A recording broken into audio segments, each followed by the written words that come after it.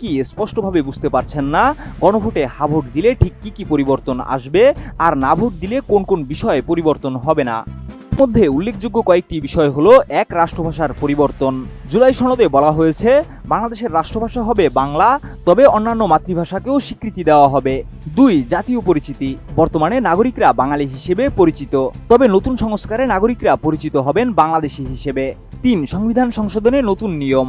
বর্তমান সংবিধানে সংবিধান সংশোধন করতে সদস্যদের 2/3 সদস্যদের সমর্থনই যথেষ্ট, কিন্তু জুলাই সনদ অনুযায়ী সংসদের 2 কক্ষে পৃথকভাবে 2/3 সমর্থন প্রয়োজন হবে। 4, প্রধানমন্ত্রী মেয়াদে পরিবর্তন।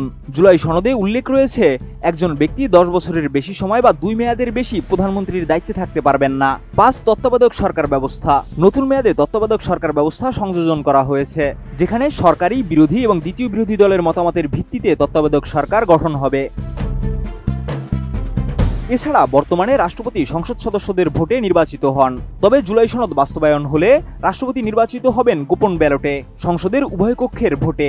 এছাড়া রাষ্ট্রপতির ক্ষমতায় আরও কিছু পরিবর্তন আনা হয়েছে, যেমন রাষ্ট্রপতি অপরাধীদের ক্ষমা করতে পারবেন শুধুমাত্র ক্ষতিগ্রস্ত ব্যক্তির সম্মতিতে।